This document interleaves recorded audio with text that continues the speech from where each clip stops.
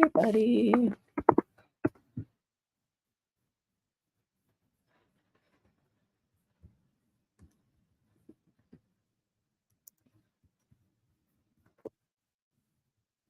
Hey, everyone. I am back for another live with y'all. I am Carol Williams with Williams Immigration. I am the managing partner of a boutique immigration law firm. We help clients nationally all over the US as well as internationally. We work with companies and entrepreneurs to make sure that all of their team members and employees have the right work authorization, make sure they have the right visa, make sure their families are on the right visa. If spouses are eligible for work authorization, we help them with that as well. We also work with families, and my families are it's usually going to be a United States citizen who's looking to sponsor a relative for a green card.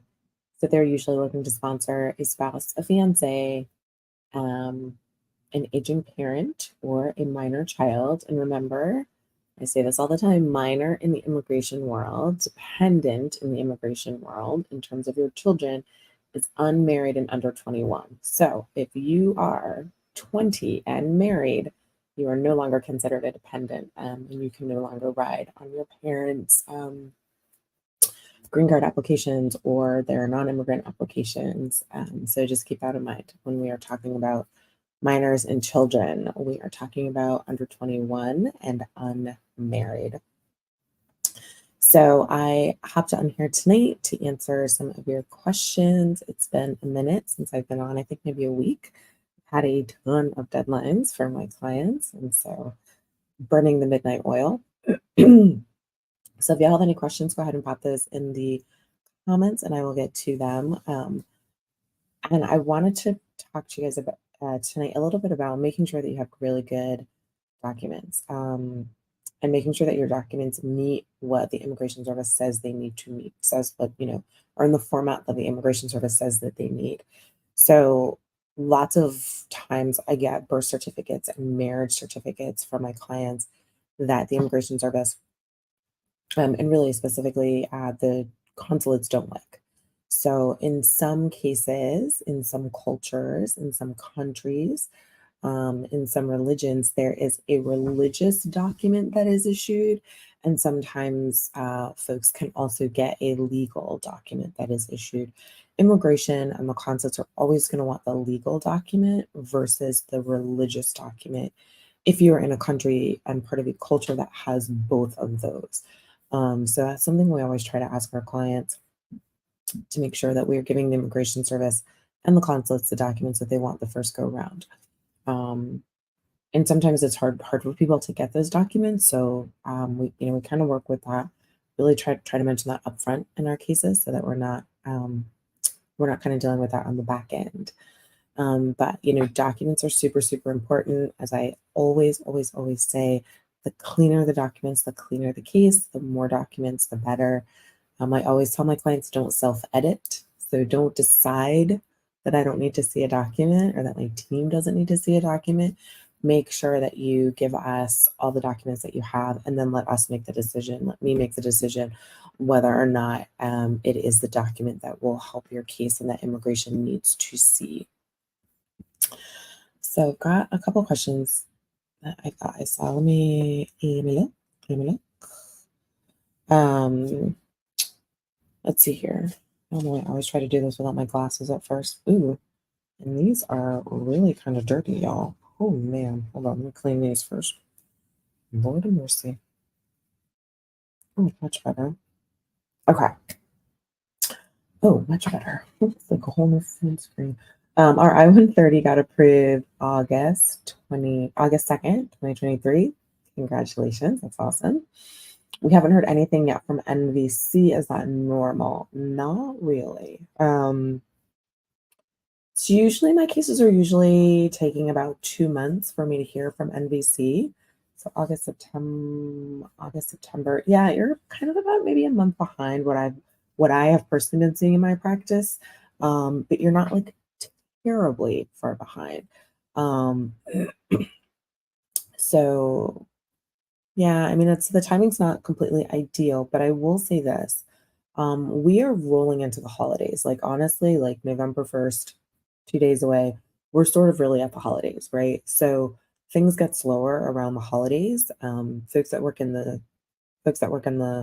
USCIS, folks that work at NBC, folks that work in Department of State, they have holidays coming up. They also have use or lose time.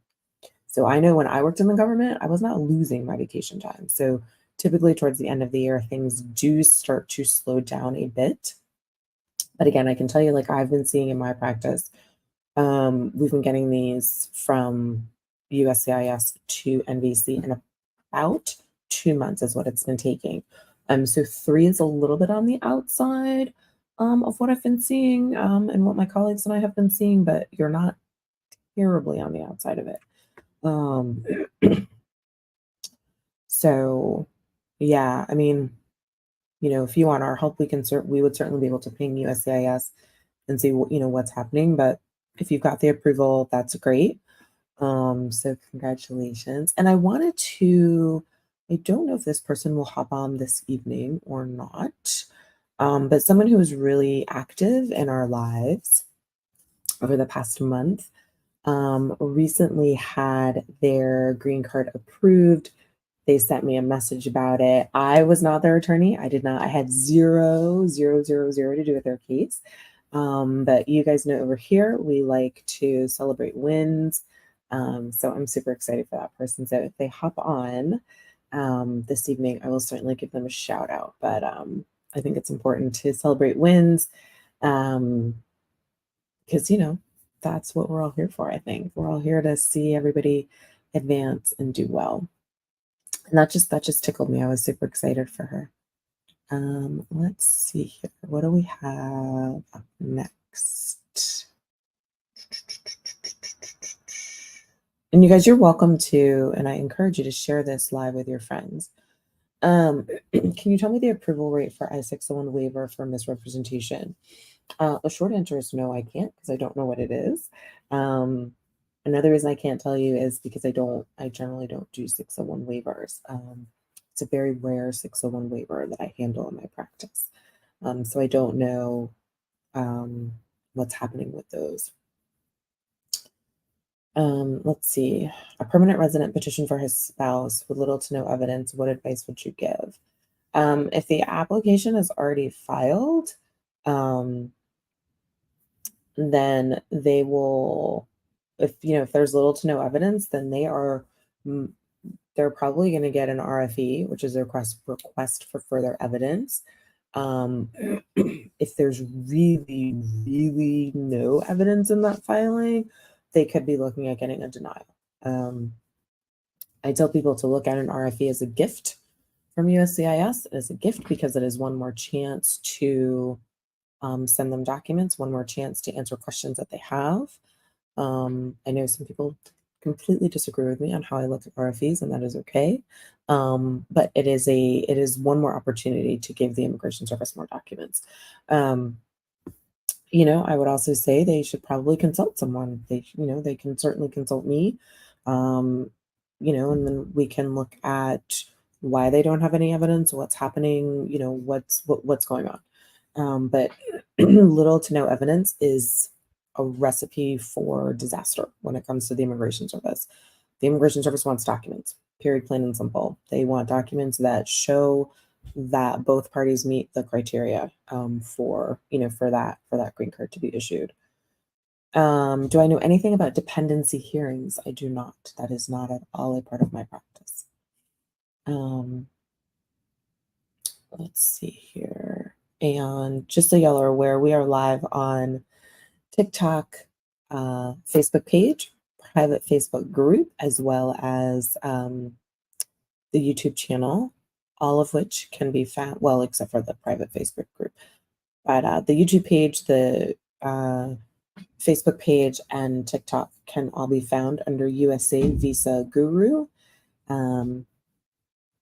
And the link to the private Facebook group is in the bio. So you can certainly join us over there as well.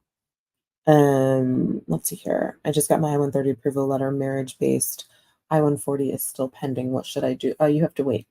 You have to wait for USCIS to tell you what they want. If they want more information, they will let you know that. If they want you to come in for an interview, they will tell you that. If they don't want to see you and they just mail you a green card and an approval notice, then they will do that. What you do now is you wait. I don't know how long you've been waiting, but that is what you do. Immigration, y'all, is a lot of hurry up and wait, unfortunately. So yeah, you're just gonna have to wait that out. Now what you can do, because I know you didn't like that answer, which I get, what you can do is go online, go to uscis.gov and see what the processing times are. That is something that I do for my clients often. My team provides processing times so that folks know approximately what their wait is going to look like.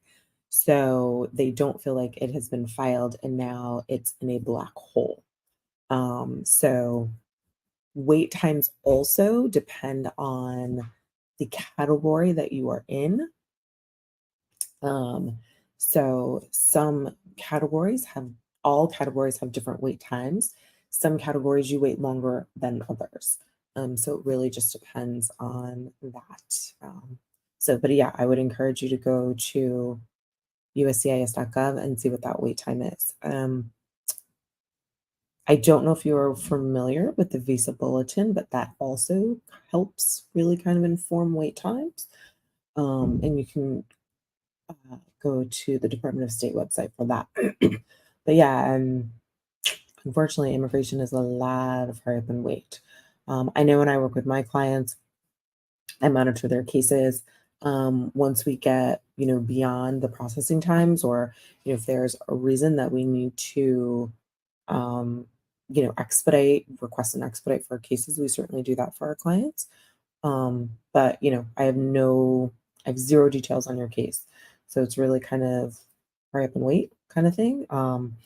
If that is not working for you, you're more than welcome to click the link in the bio, get yourself a consultation with myself, and then we can take a look at it and see if your case is beyond processing time. If it is, then we can certainly ping the immigration service. If it's not beyond processing times, then you'll at least walk away with what a reasonable, what the processing time is, if you don't know how to go online and do that, and find that. Let's see here. I'm on a little bit later than kind of a little bit later than usual, so I don't know if many people are going to come on this evening. I feel as though at least people in the States might be doing their last minute candy shopping and costume arranging for their children for Halloween for tomorrow. Apparently my phone wants to move around, so that's kind of interesting. Let's see here. How long does it take to get the receipt notice after filing? Depending on what you're filing, most of my applications, I get my receipt notices in about 2-ish weeks. So it really doesn't take the immigration service long. There are a few applications. A couple of friends and I were talking, gosh, I don't know, maybe a month or so ago. They were seeing that some of their receipt notices were taking forever, but forever for a receipt notice is really more than 2 weeks. But again, it is receipt notices and cashing of checks are something that Immigration Service does really fairly quickly, regardless of the time of year, because that is the first thing that they do when the application gets in the door. They take the checks, they process the checks, and then they start issuing. Then they issue a receipt notice. So that's why that generally only takes just roughly about like 2 weeks. So I would say 2 to 3 weeks. So, if you don't have it sort of much more after that, you may want to ping them and see what's happening there. Why is USCIS taking so long to review my RFE for the I-693, which is the I-693 is for the medical? 6 months and still waiting. I don't know. I don't know. Processing times vary depending on where your application is and what it is for. So I think a lot of people have heard about the fact that immigration is not doing interviews for all of the family-based, marriage-based green card cases. And that is absolutely 100% correct. That has come out from them. That is a discretionary policy that they have to help get them through the backlog. In many cases, I have heard from colleagues, I have experienced this in many cases, when they only ask for the medical, it is a sign, not a guarantee, but a sign that perhaps they are not going to interview you, that they're just going to approve, assuming everything in your file is good, and then you just get your green card in the mail. Y'all, that is not a guarantee. That is absolutely not a guarantee. They can still send an interview notice. They can still interview you. So keep that in mind. Um, why is it taking 6 months? I don't know. I don't know what office it's in. I don't know the workload of that office. Um, so again, immigration is a lot of hurry up and wait. I know some folks out there want to bang their fist on their desk and be like, I can get this to move quicker. Some things just aren't going to move quicker, y'all. Like I mean, yeah, there are some cases I try to get CIS to move them quicker and they're moved quicker. Other cases I try to get to move quicker and they just sit there. So I take a very realistic approach with folks. I don't know why it's still sitting there. I have one case in particular where we have sent in the medical and I don't have a response. I'm not worried, but I don't have a response. Would I love, love, love for my client to get their green card tomorrow? Absolutely. Absolutely I would. So would my client. But it's not something I'm particularly concerned about in terms of timing. So I'm hoping my client doesn't have to have an interview. I'm hoping, but if they do, then they're prepared for that. So Mohammed is asking, how am I? I'm doing very good. Mohammed, if you have a question, you're welcome to pop that in the chat. And someone has said, Lee, Summit, Missouri, I-45, my son petitioned for me. And again, it's in Missouri. I have no idea. I don't know the processing times off the top of my head. I would encourage you to hop on over to uscis.gov and check on the processing times. If you are within processing times, then, I would say wait. If you're not within processing times, I would say you can ping CIS and see if they can tell you what's going on. Let's see here. Do you need a FOIA if you ever have any issues? It depends on what the issue is. Frankly, it depends on what the issue is. FOIAs are great if you want to know what has happened in your file. FOIAs are great when people come to the firm and they say, I don't know. I don't know my A number.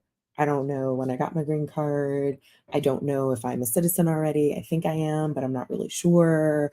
These are all things that people have said to me, all things I have done a FOIA for. The FOIA tells you what the Immigration Service has in the file. What a FOIA will not give you is information on anybody else that may be in your file for privacy reasons. So it will not give you information about your parents. If your parents petition for you, it will block out all that information about your parents. But a FOIA is a wonderful tool in our toolbox that helps us get information that you may not have, that you may have lost, that you don't remember. A FOIA is a wonderful tool for that. Let's see here. I got my green card, but the picture is dark. What is your opinion? If the Immigration Service is okay with the picture, then the Immigration Service is okay with the picture. If you don't like the picture, that's a whole different story. But somebody at immigration looked at the picture, printed it out, and you got your card. I mean, is it a problem that the picture is dark? Like, what's the problem? Have you traveled and you've had issues with the picture? Like, tell me more about this picture. Let's see here. Rubio, you're very welcome. I hope that was helpful. Chrissy says got biometric appointment 3 days after receipt notice for AOS. Does that mean the EAD may be approved soon? It means that they processed your biometric appointment quickly. That's all it means. I would love to read the tea leaves. I would love to tell you if A happens, then your application is coming like immediately. Like your approval is coming immediately. That is not how it works. That is not how it works at all. The fact that you got your biometrics 3 days after your receipt notice means the system is working the way that it should. That is what that means, which is great, right? Like we want the system to work as it should. If they want biometrics, I want to know before 6, 8 months, 9 months in. I want to know as soon as possible so my client can get the biometric notice and go have their biometrics taken. So all it means is that the system is working. It does not mean that you are going to get your EAD card approved, tomorrow or next week or next month. I would go online to uscis.gov and check and see what the processing times are for the type of EAD card that you have applied for. But all that means, which is a good thing, is that the process is working the way it should. I am always quite happy when I get my biometrics notices fairly quickly. But that does not mean that my clients don't wind up waiting, ultimately for their green card, their advanced parole, or ultimately their green card. So it means that the process is working. So hopefully it will work quickly, but I don't know how long that's going to take. You're saying you haven't traveled with your green card yet, but you plan on it. I mean, without seeing the card, I I don't know. But again, somebody at the immigration service saw the card, saw a picture, thought it was fine. I mean, without seeing it, I can't really say more than that. Um, let's see here. What chances are there for someone with a US STEM master's degree to move to the United States? That is an incredibly open-ended and very broad question, which I can appreciate.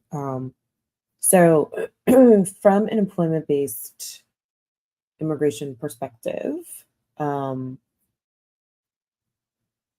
you can either get yourself sponsored through an employer. So, if you have a job offer and they're willing to sponsor you, great. They can sponsor your non-immigrant visa and you come over to the States, you do your thing. If you don't have a sponsor, you can apply for a national interest waiver green card to come to the US on your own, or you can apply for an extraordinary ability green card to come to the US on your own without without an employer to sponsor you. Um, you can come to the US as a student. You can get another degree, right? Um, or you can switch and get a higher degree. Um, but if you have a US STEM degree, I'm assuming you're already here in the States, right? So that is really a consultation question to dig into what are your specific options based on your specific career and educational history and background. Um, so very, very broad brushstrokes. You could also, find and fall in love with and to marry a US citizen, and then that person could always sponsor you, right? Um, so I don't I ask a ton of questions in my consultations to get at that. I ask questions that are employment based, but I also ask questions that are family based so that we don't leave the family based options off the table. Because oftentimes I'll be talking to someone and they'll be like, the end of the consult, oh well, I'm getting married to a US citizen. Can they sponsor me? I'm like, yes, they can. So that's really a consult question where we talk a lot about your career, your background, what's on your resume, your employment history, what your plans are in the future. So there's a lot of things that we talk about in that consultation to sort of answer that question of I am either here, how can I stay? I'm in school, or I'm overseas. How do I get to the US? That is always going to be a consult question. Um, and just so y'all know, I am an immigration attorney. I've been practicing for over 20 years. And I used to be an adjudication officer within USCIS. So I bring that knowledge to my clients and their files and how we do things. Some people say I'm a little laid back in how I handle things, but I think sometimes a little bit of kid gloves is sometimes the best when working with the service. And then there are also times, when I push. Um, but understand some of your questions. I can't give you sort of the answers that you're looking for, because the answers that you're looking for in some cases are super, super specific. And while I am an immigration attorney, I'm not your specific immigration attorney. So if you've got like super specific questions, I'm going to tell you that, but you're also going to have to, schedule a consultation. That is how all of my clients start working with me. We have an initial consult, we chat, I figure out what's going on, I ask you a ton of questions so that I can form a strategy to help get you where you want to go. So that's how things work in my world, in my office, in my firm. My spouse has filed the I-1. My spouse has, I'm assuming, filed the I-130, but has been unable to work for 2 years. Can this affect our case? I have no idea. I have no idea why she hasn't been able to work. Is the 45 filed? Does she have work authorization? If she does not have work authorization and she is not working, that is perfectly fine. If she doesn't have work authorization and she is working, that may not be fine. So it really depends, but I would need a whole lot more information. Let's see here. Filed August 31st for adjustment and an ED, marriage-based biometric scheduled 9:15 went from, I don't see a question there. I don't know what you're asking me. I gotta go back up. Hold on. I was sponsored by the US to study in the US for their research in Africa. Project just closed now. I'm sorry to hear that, but I don't see a question. Oh,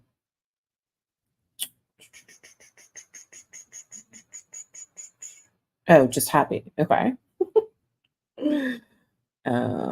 Let's see here.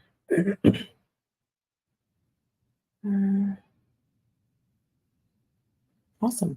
Awesome. All right, let's see if there's anything over on YouTube and Facebook.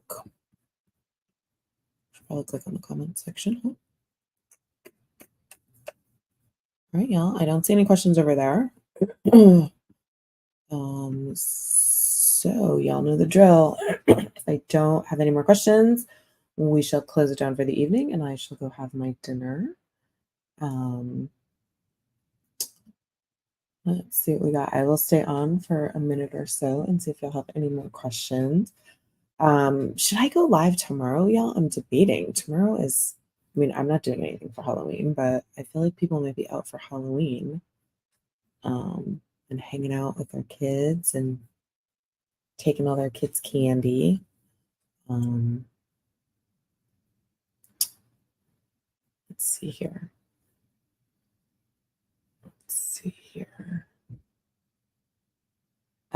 Is it a good sign to get I-130 RFE from the local field office?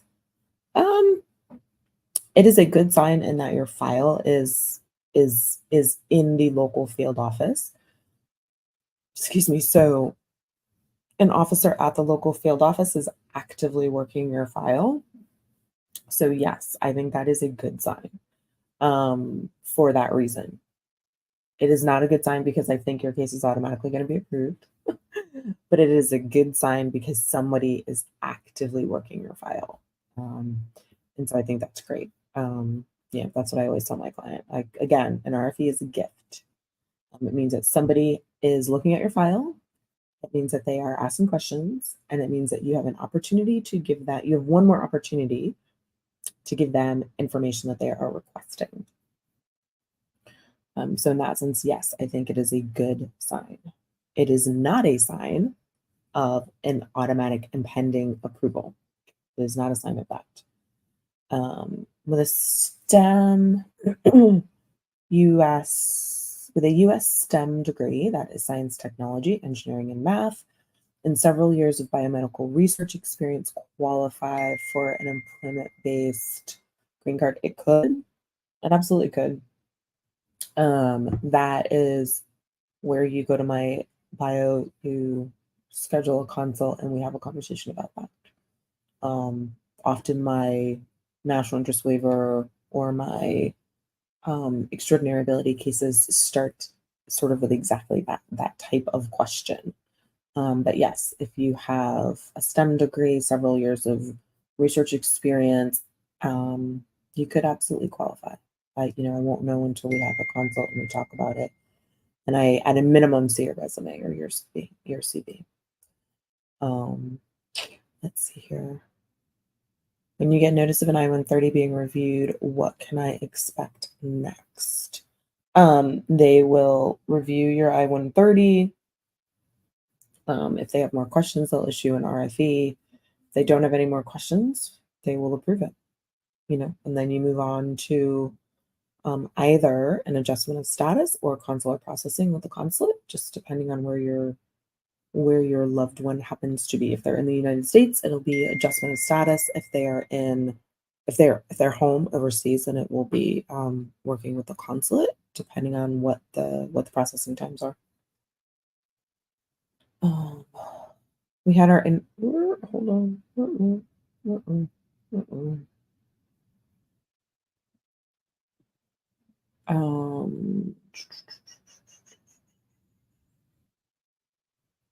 We had our interview and house visit. It's almost 2 years. We haven't heard anything back. One, I don't know what kind of case you have applied for. Two, that seems like a long time. But again, I don't know what kind of case you've applied for. I would say that you click the link in the bio, get yourself a consultation, and we talk about that much more in depth. Let's see here. Hold on.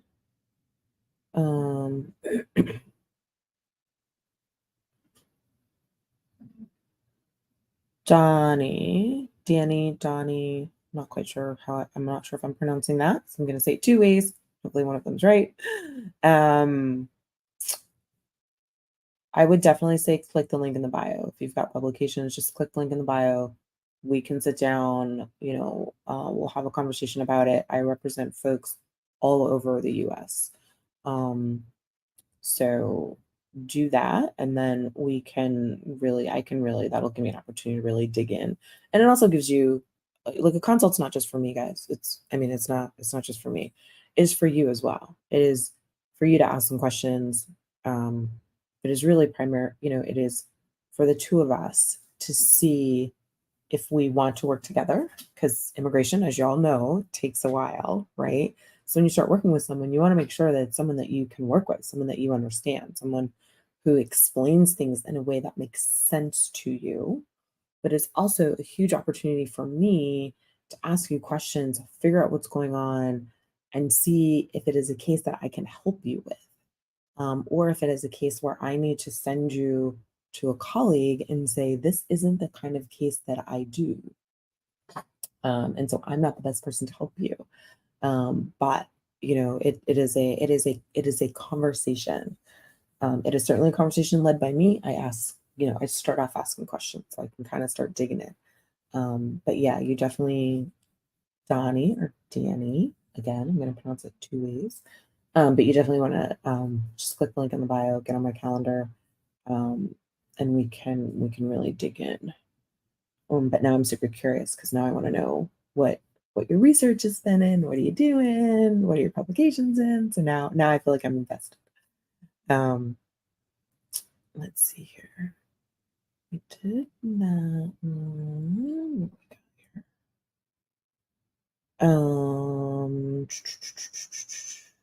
Can I file an I-360, a 765, and then a 45? I have no idea. I have to look this up real quick, actually, because I'm actually not an I-360.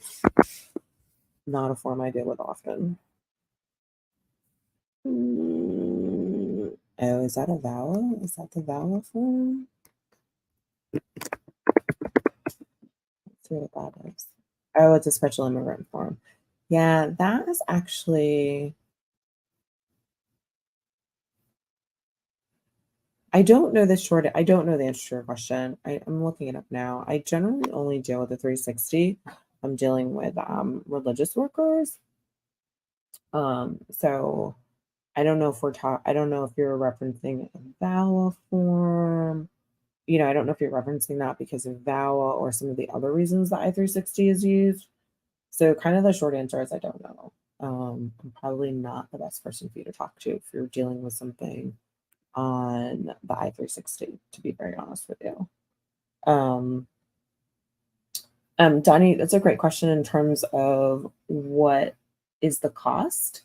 One, I don't talk fees during lives, but two, when I do visa work, it's generally going to be a flat fee, and it is based on the complexity of the case and the type of case that you have. So all that is discussed at the end of the consultation. Once I know exactly what kind of case we have, I have dug in, then I tell you how much the fees are going to be, how much my fee is going to be, how much the government fees are going to be, the timing, and then how we move forward with working together. Um, so let's see here. What else we have? Dun, dun, dun, dun, dun. All right, let's see if we have anything over on. I love when you guys make me think. So I'm not sure who asked the question about the I-360 honeybee 211.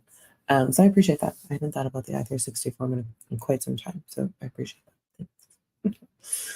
All right, y'all. I'm not seeing any new questions. So let's see here. And again, feel free to share this with friends if you think this might be helpful for them, friends and colleagues. Let's see here. I don't have any questions on YouTube or Facebook that haven't already been addressed. Let's see if we've got questions over here. Any more questions on TikTok? All right, y'all. So I don't see any more questions. So, that means I'm going to have dinner. Oh, see, y'all, it's like clockwork. Every time I say I'm going to have dinner, y'all pop something else in here. Let's see here. I think your content inspires, and I don't see why I shouldn't work with you. Should I take on this? I appreciate that. I do appreciate that. My goal is to always educate folks. Immigration is complicated. It is not cookie cutter. It is more than just filling out forms. It absolutely requires strategy. And so I always want the folks that I work with to walk away knowing and understanding what's happening in their case, because we really are partners when we work together. In part because we worked together for so long, right? Immigration is not short. Like I work with many of my clients for years, until we get them to where they want to go, which is normally a green card, but sometimes all the way to citizenship. So I very much appreciate that. What are the new changes to the H-1B? Oh, Stephanie. Several. I think what I'm going to do is do a separate live on that. The proposed rule is over 200 pages.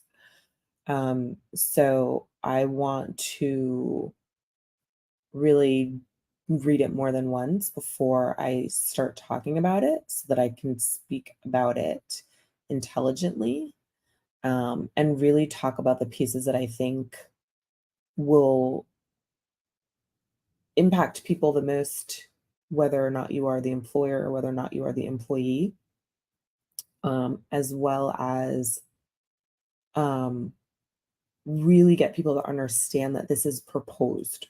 So it could change. It could change. But frankly, it's over 200 pages.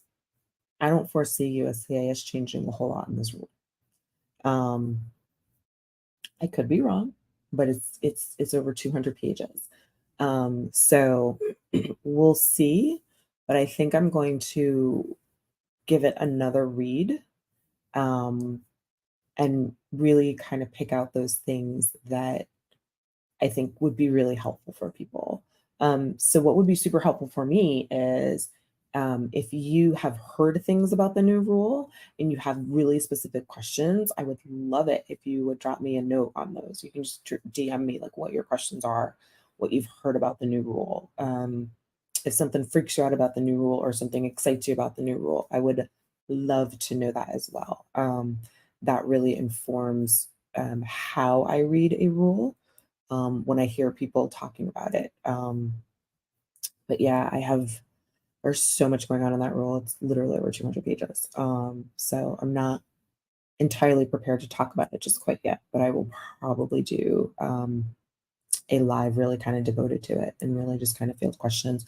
And that live will probably include my LinkedIn page as well.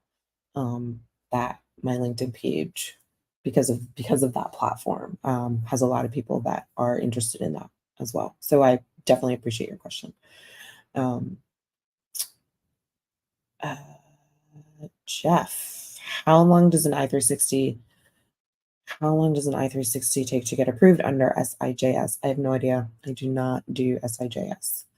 Um, I believe those processing times are available through USCIS on the USCIS website. So if you go to uscis.gov, and click on the 360, I think it will give you what the current processing times are. But I want to say this before I end and go get some dinner, because it's almost 9 o'clock where I am, p.m. Yeah, processing times are fluid. They change, they speed up, and we all know that they slow down. Towards the end of the year, with the holidays approaching, um, processing times typically tend to slow down. Nobody likes it, but I'm telling you, processing times will slow down because the people, just like you and me, work in the government. They want to see their families, their kids have time off of school, they want to enjoy the holidays, and they have use or lose vacation time. They are not going to lose that vacation time, y'all. They're not going to. So it is not unusual for people to take off like 2 weeks at a time and to have many people in the agency taking off like a week or 2 weeks at a time. That's going to stall things, right? So anything that's sitting on their desk is not going to move. So, keep that in mind. Processing times are always very, very fluid. Um, Check on the USCIS website. Um, it depends on what office has your file, what category you're in, that kind of thing. So let's see here. All right, truly, last question, y'all. How many days to wait to get back a receipt after applying for asylum? The short answer is I don't know because my office doesn't handle asylum cases. Um, my other cases that I do handle, receipt notices are taking roughly 2 weeks. I do not know if asylum receipt notices are sort of running on that same timeline. I would again go to the USCIS website and see what their website is saying. And again, that is not at all in my wheelhouse, so I don't actually know the answer to that. Um, okay, truly, last question. After biometrics and medical, what's next? You wait. The immigration service. Hi, Bianca, how are you? If y'all have questions on VAWA, Bianca is the person to ask. So when she goes live, somebody had a question, I think, about VAWA earlier. You want to watch and see when she goes live because she does a ton of VAWA stuff, and stuff that I sometimes don't do. I think, Bianca, don't you also do 601 waivers? I feel like we had a 601 waiver question earlier. So biometrics, medical, um, I am filing my medicals with my applications up front now. If your loved one is overseas in their consular processing, what's next after your medical is your interview. If you are in the US, yes, 601s are taking forever. If you are in the US and you're trying to, in your processing and you've sent in your medical, I'm assuming you sent it in as part of an RFE. What's next is you wait. Somebody actually kind of asked about that earlier. You may not have been on Linty, but you wait. And I know no one ever likes to hear that answer out of me, but you wait. So immigration has a temporary policy right now, and it is 110% discretionary. If they feel like your filing for a green card is squeaky clean, you've got really good documents, they will and they are approving them without an interview. So if the only thing that they have asked for in the RFE is the medical, yes, we are absolutely seeing those cases get approved without an interview. That is not a guarantee to happen. They can still ask for an interview. They can still tell you to come in for an interview. So keep that in mind. Um, could they just send you your green card in the mail? Absolutely. Would I be super excited for you if that's what they did? 110%. But in your mind, prepare yourself for an interview, right? If you set the bar low, you expect an interview and you don't get one, yay, right? But if they do want an interview, don't be freaked out by it. But truly, after your biometrics and your medical, you just gotta wait. You just gotta wait. But I would say go online, check the USCIS website for the processing times, because I don't know how long you've been waiting, right? So if you've been waiting past what their processing times are, that's when you want to do something. But if they're processing in a year and you're at 2 months wait, then you just gotta wait, right? Like unless there's some real reason, for you to be asking for an expedite. Otherwise, it's just kind of a wait and see approach.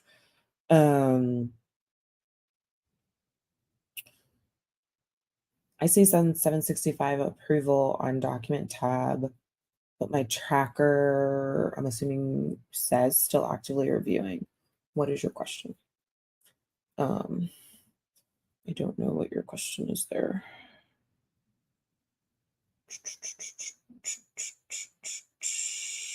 They asked me, I'm going to assume is USCIS or the consulate. They asked me for a joint sponsor. What's the amount needed? I don't know. The amount of income or assets that you need to show as a joint sponsor will depend on the number of household members. So that is something where you can do a consult, and we can talk about that. But the number that you need depends on the number of household members. And that is how the Immigration Service looks at that. There's a chart that they look at, because they want to know that you have the financial wherewithal if necessary. So there is, it's, they want to, if you're in the military, that like there's a chart. There's a chart that lays all that out for us. So I would say schedule a consultation. We can certainly take a look at that. And the person who needs a joint sponsor should be able to tell you that information. Immigration should have told them that information. Good night, Tony. Thanks for hanging out with us a little bit. How long until I receive the EID? I have no idea. I have no idea when you filed it. I have no idea what classification you have applied for your EID under. All these things matter, y'all. All these things matter. Processing times vary depending on the type of case that you filed and what office has your case. Can I travel to Jamaica to visit my family on my travel document? Probably. But the better question that you should be asking is, should I? And that I do not know. I don't know what your case looks like. I don't know if you were my client, would I recommend you travel? I have no idea. So there are some times when people have travel documents, and I recommend that they don't travel, right? So there's that. Let's see here.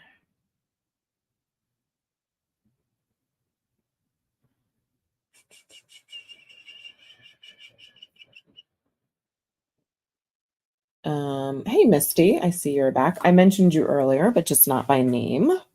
So I wanted to, the reason I mentioned you was because you had reached out to me and let me know that your case was approved. So I wanted to say that I think that's fantastic. And we here are all about celebrating approvals and wins. So congratulations. I hope you are enjoying that and enjoying that new chapter. So I'm super excited for you.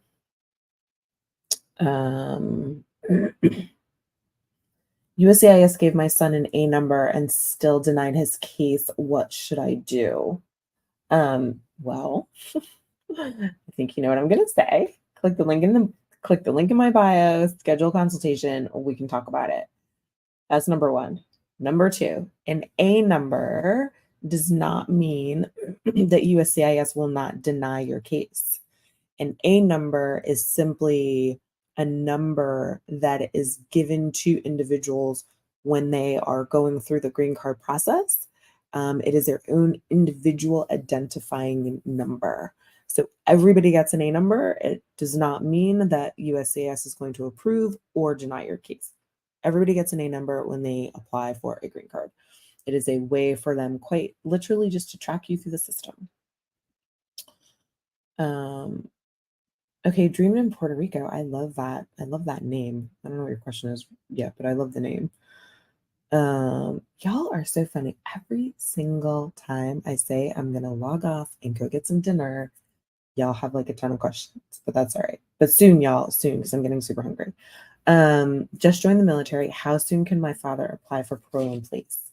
That is a good question, and I don't really know the answer to it. That is something I would actually have to look up. I don't in my practice, I don't do parole in place every day, so I don't know that. I don't know that off the top of my head. Let's see here. Misty says I'm going to Jamaica in December. Haven't seen my family in 8 years. Oh, I love. I don't love that you haven't seen your family in 8 years, but I do love hearing that you are now at a place in your immigration journey that you can go see your family. So I think that's wonderful. Have an amazing, amazing, amazing time. I think that is so incredibly lovely. And I love that, y'all. I love to celebrate wins. And I missed it. I had said earlier, I had nothing to do with it. I'm not your attorney. You know, I don't know you, right? We've never met. We've never had a conversation on the phone.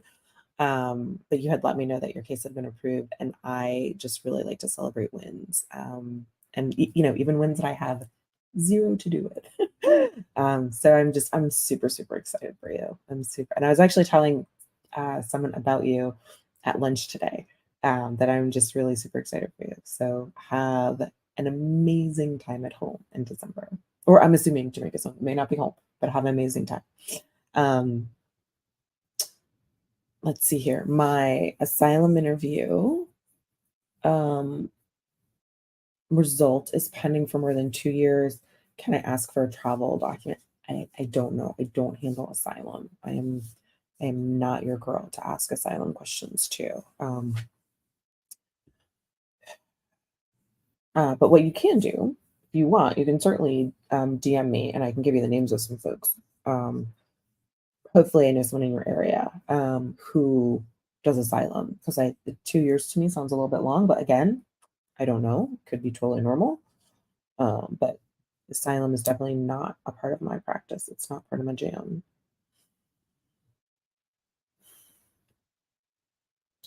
Let me see here.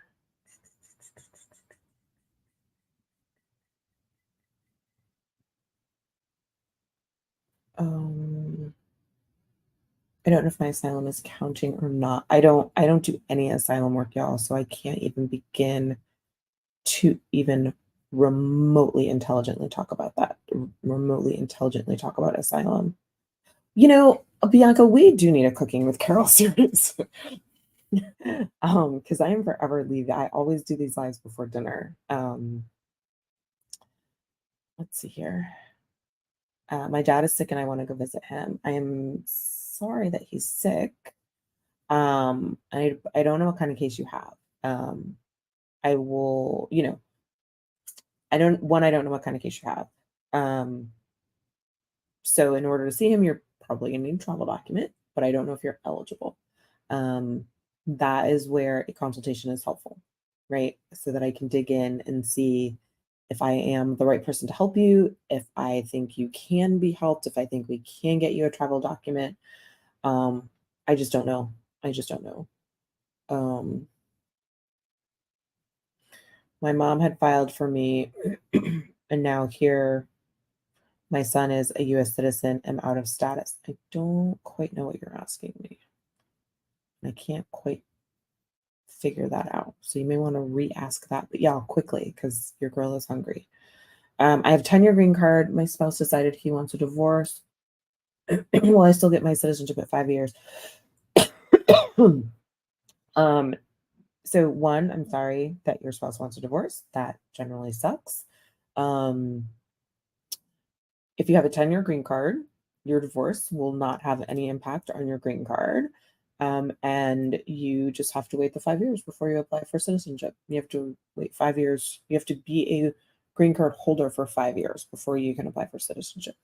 If if you had, if you are married to a USC, you can file at the 3-year mark of having your green card. But if not, you just wait 5 years and keep it rolling. But I'm super sorry to hear about the divorce. I hope it ends and it's not messy in the middle.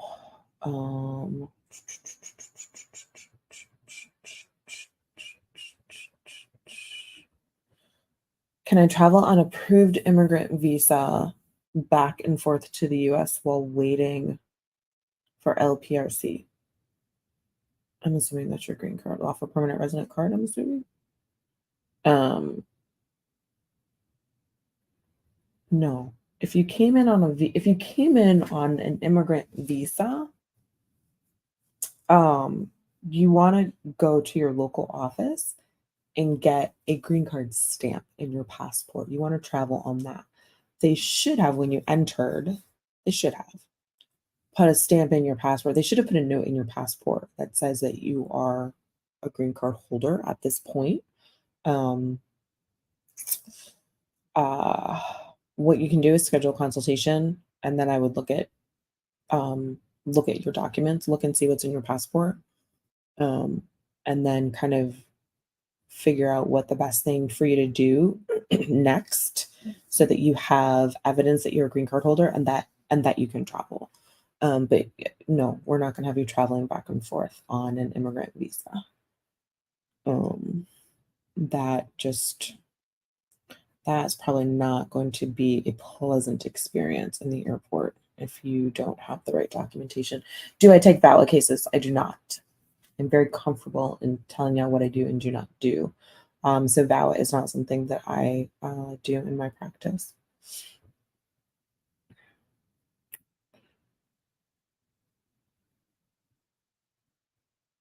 Uh, my mother had filed for me back in Jamaica, but I'm out of status, and my son is now a U.S. citizen. Depending on your son's age, he might be able to file for you. That's really a consultation. I have your question. I have a whole lot more questions that I would need answered before I can come up with a strategy for you.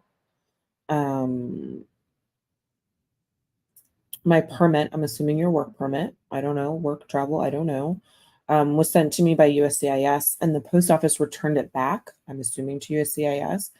What is the problem here? Well, the problem here now is that you've got to chase after USCIS and the post office to get them to send that back to you. That is the problem. And that is not a fun problem to have.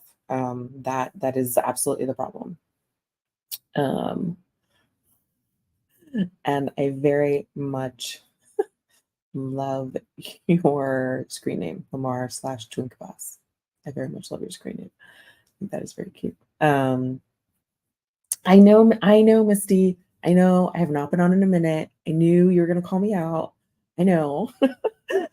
I've been on deadline for it. I think it's been like 2 weeks. I've been on crazy deadline.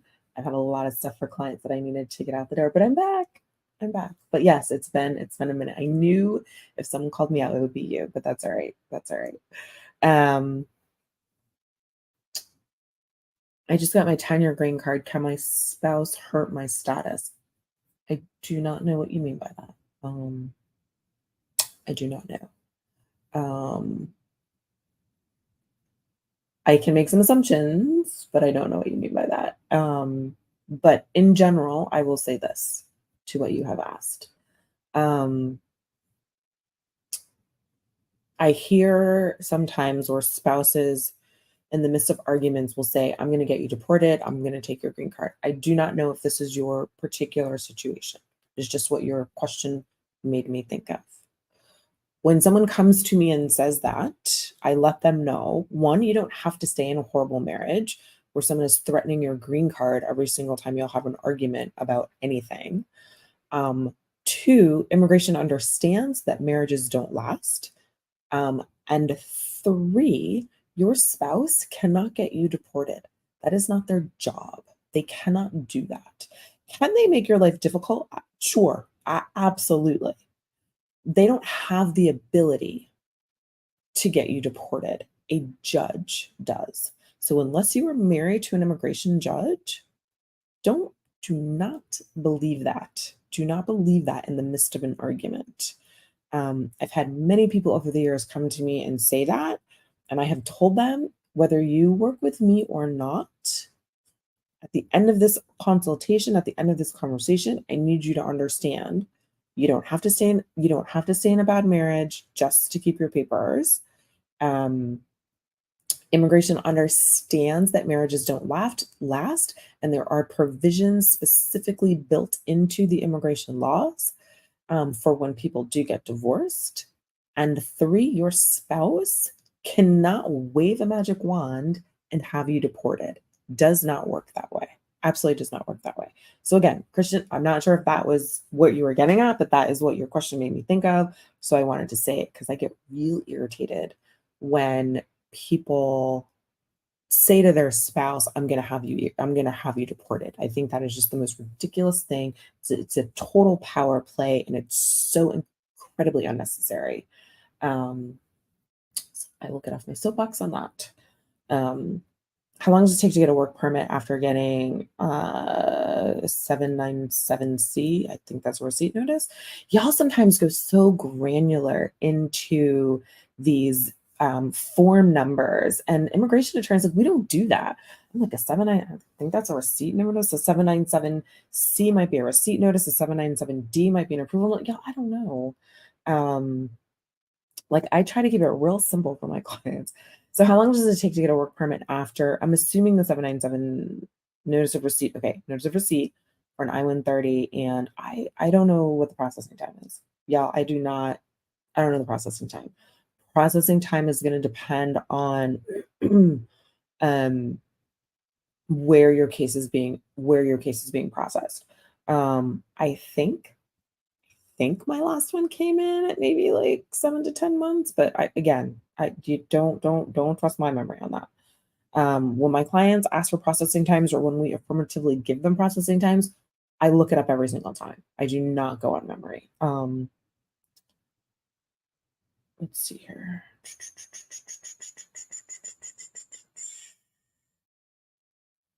I love your lipstick. Oh, thank you. It is, well, I can tell you what it is. It's right here. It is Revlon.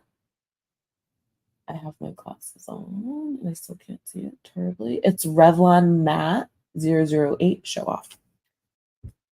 So that is what that is. That's what I got going on this evening, y'all. So I appreciate that.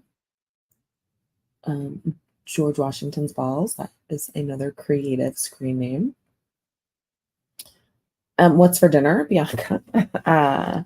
So my mom cooked, and so she made one of my favorite casseroles from when I was a kid.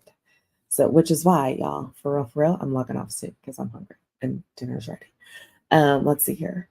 My husband's I-130 is actively being reviewed by USCIS as of August 16th. What does that mean? Will it be long? I have no idea. I would say go onto USCIS.gov and check the processing times. Processing times depend on the office that is adjudicating the case, so the office that has the case. So your receipt notice will tell you which office currently has your case. Um, if you filed it together with your 485, I don't know if you're eligible to do that. Um, it could be processed in a local office, it could be processed at one of the service centers. And y'all, this is what makes immigration so complicated. Um, this is why I always recommend that you have someone working with you, an immigration lawyer, a professional, because we can look at a notice and know what office has your case. Immigration is all about an acronym. It is all about some initials, right? EAC, WAC, like that doesn't mean anything if you haven't been doing this for a while. Um, so I don't know what office it is. I don't know what office has your case. I don't know what kind of I-130 you filed. I don't know what category you're under. All of these things impact your processing times. So I would say go to the USCIS website and have a look. If certainly if you want my firm to do it, we can do that. But you're gonna get a consultation. We can certainly do it then. If I have my green card and apply for food stamps, but my parents don't live together, is it going to affect me? If I have my green card and I apply for food stamps, I'm not sure why your parents link into this. Um, is it going to affect me? So I don't know why the parents link into this. But I will say this in general about means tested government benefits like food stamps and other things where the government looks at your income. It could. So the affidavit of support, whoever signed that, I don't know, it could be a spouse, could be a parent, could be a friend, could whoever signed an affidavit of support supporting your green card application made a deal with the US government that essentially said if this immigrant applies for and receives means tested benefits, meaning they get benefits that are based on how much they make. The federal government can go after and request the benefit amount be paid back by the person that signed the affidavit of support. So part of the analysis that the government goes through, part of the analysis that the immigration officer goes through when they are looking at your green card application is, can this person financially support themselves? If it's determined they do not meet the threshold, and we kind of talked about that a little bit earlier tonight, if they don't meet the threshold, and again, it's a chart, it's a chart that we read, then you have to get a co-sponsor. So,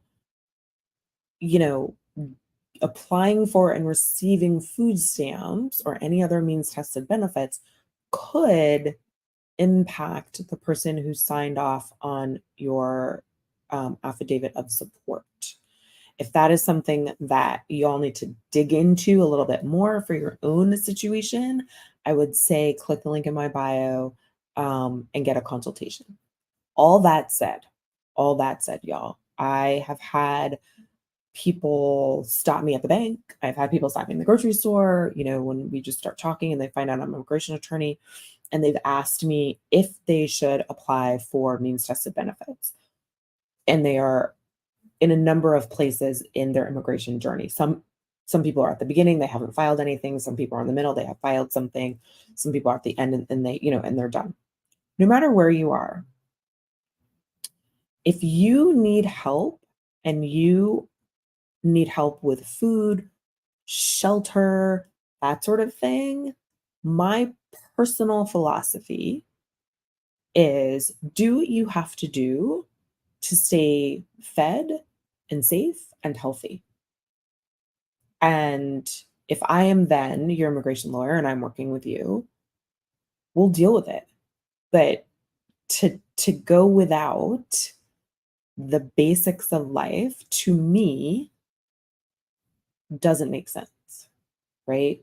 Like, I want to know that people are eating, that they have a place to sleep, um, that they are safe before we even talk about the immigration world, right? Before we even talk about the immigration rules and the laws. So if that is your situation, um, and you're at the end of your process, you're at the beginning of your process, I will always say, live your life the way you need to live it. My job is to figure out how the immigration service will look at it and to see if we have a solution, right? So if that is your, so I'm not quite sure your question, but again, that's kind of what it made me think of. Let's see here. I had 2 drug felony arrests, no conviction.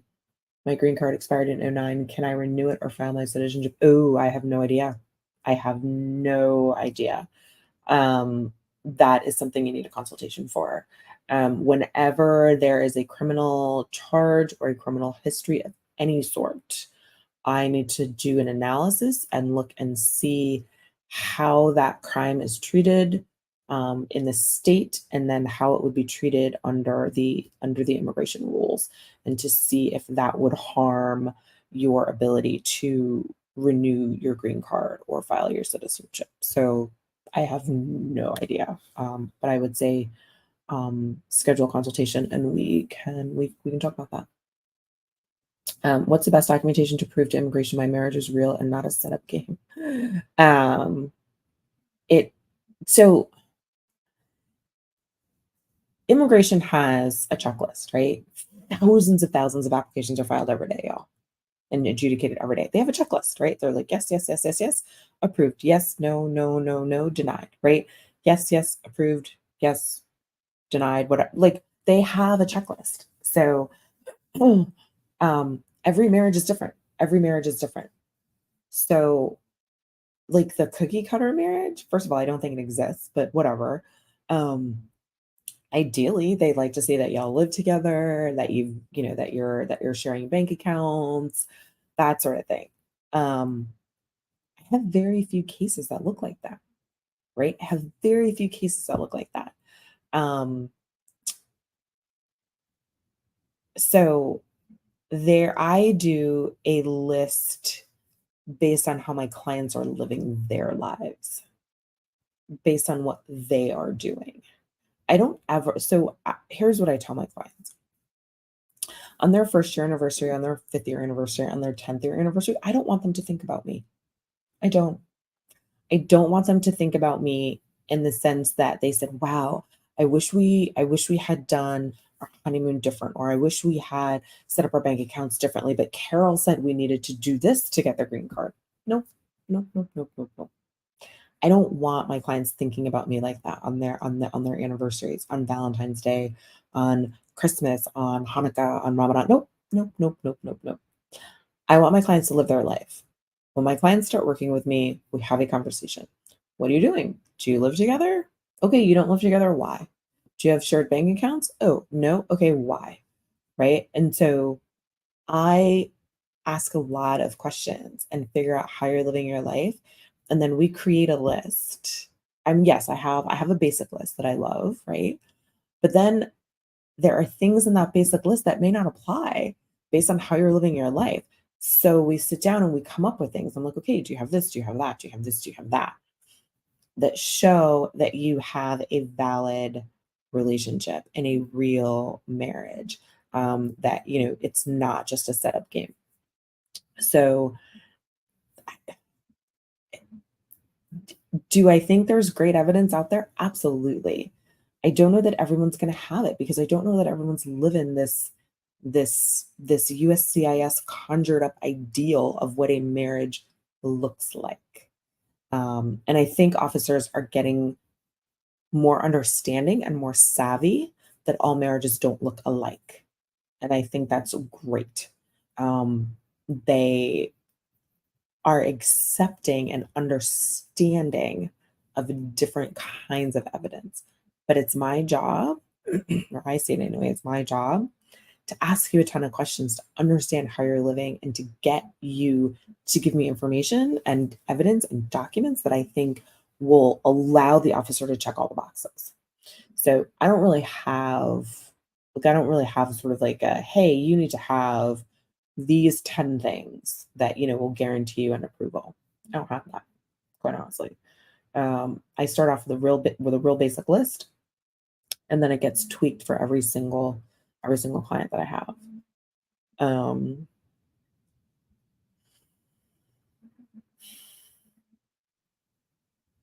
let's see here.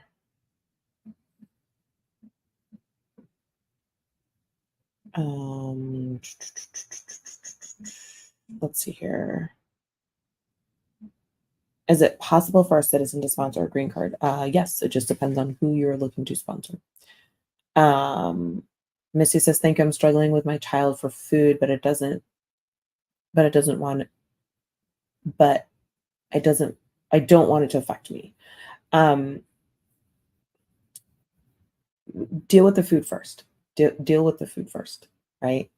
Um, the basics. Deal with the food first, and then once that is established and settled, worry about and deal with, if we need to, um, any sort of immigration ramifications. But deal with the food first.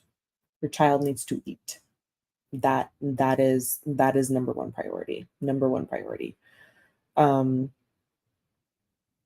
how long does it take to decide on a case after a medical report? Marriage-based green card. I'm assuming, I think Veronique is your name. I hope I'm pronouncing that right.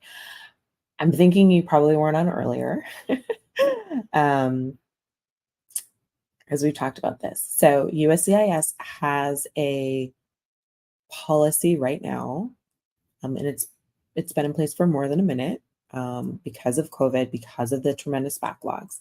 If a case is super, super clean, really, really good documents, marriage-based case, they are approving these cases without an interview.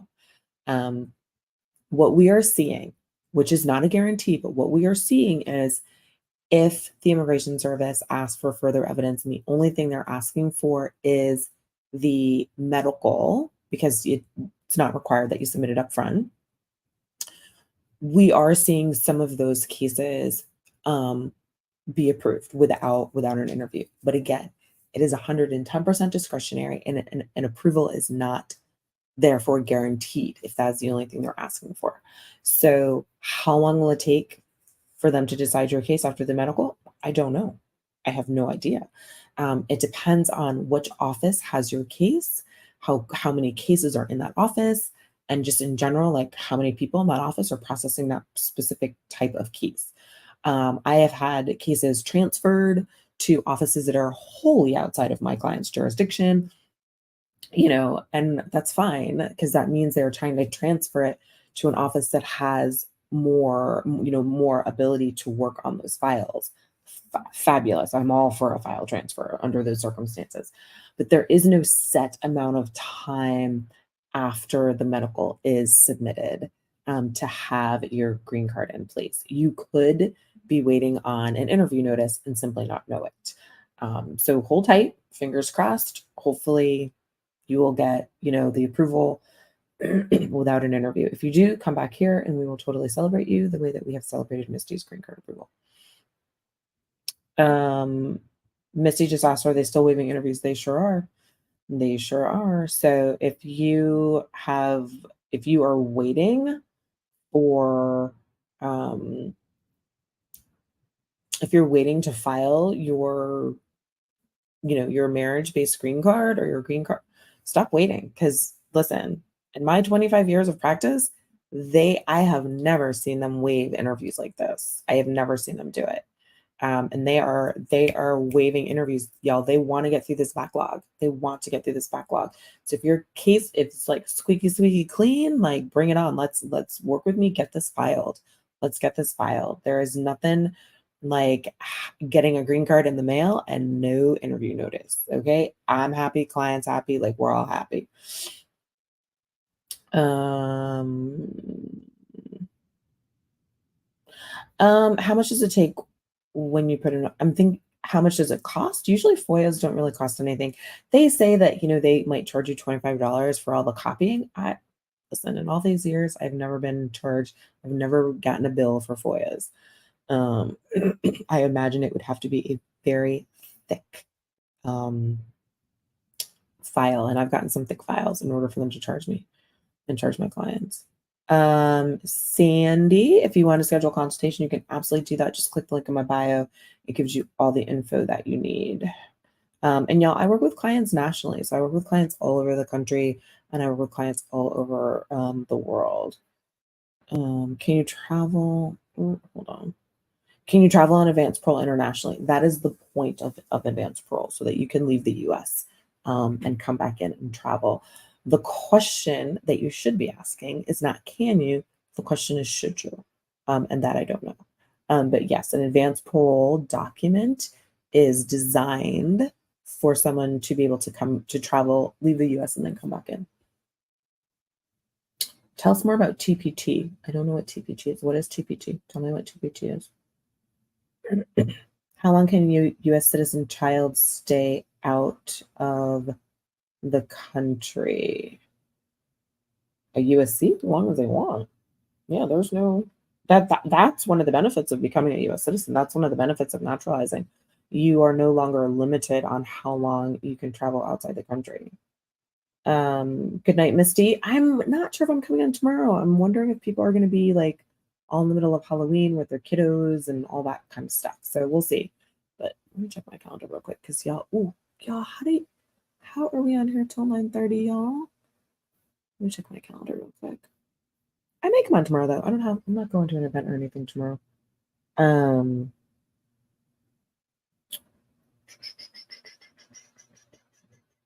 all right, y'all. Here's what we're gonna do. I am starving and my dinner is ready.